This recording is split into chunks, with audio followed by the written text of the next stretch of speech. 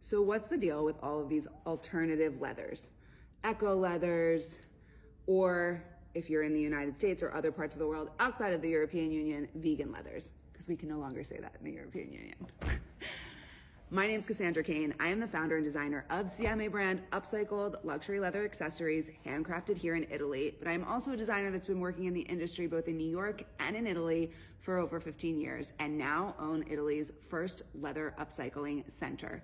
So let's get into this very controversial topic in my new series, Fashion Hot Takes, where I try to debunk, provide nuance, or just get to the bottom of some of the most controversial topics in the industry. So, alternatives to leather. There's a lot of them. They can be made from plants, from leaves, from fruits, but 9 times out of 10, they're made with plastic and polymer binders in them.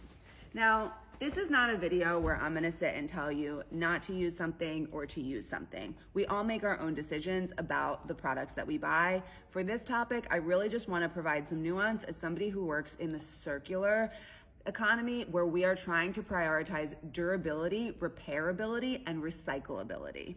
Let's get into it. So the truth about a lot of these alternative leathers is that, or alternative materials, I'm gonna call them, is that most of them have around 40% plastic or polymer binders in them, which means that if we do our trusty test, they're not really organic matter. Now, here you can see that this is plastic, so it is just melting.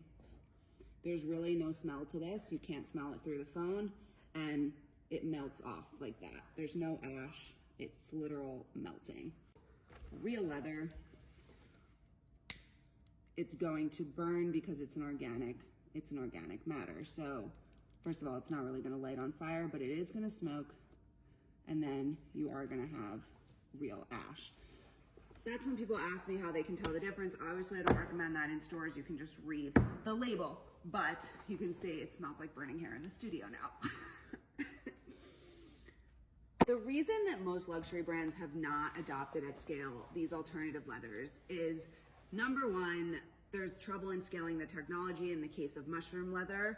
But number two, because they just don't have the same durability as real leather.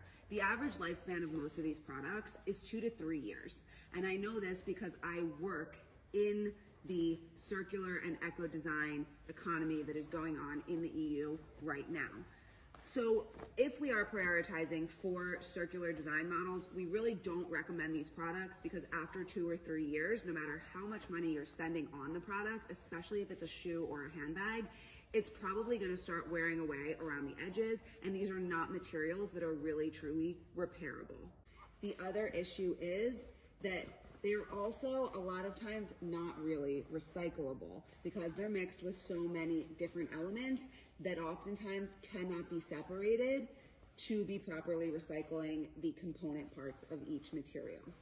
The other issue with alternative leathers that I personally have is that I am really of the mindset that I want to make products out of materials that already exist in the world. And a hot take that I should do a different video about is that leather comes from the meat industry. Last year in the United States, we burned or buried 5 million hides that we had no use for, and that is from a report from the New York Times. Therefore, we are consuming far more meat than we are leather. So to me personally, I would rather use all of these materials that are being thrown away and is in existence already, rather than try to make more new ones, no matter how cool or alternative or eco they may seem. At the end of the day, they still take natural resources to make new products.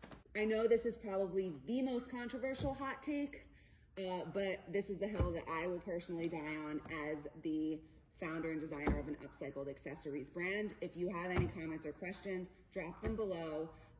Or if you have another hot take you'd like me to cover, leave a comment below and maybe it'll be my next video. Ciao from Firenze.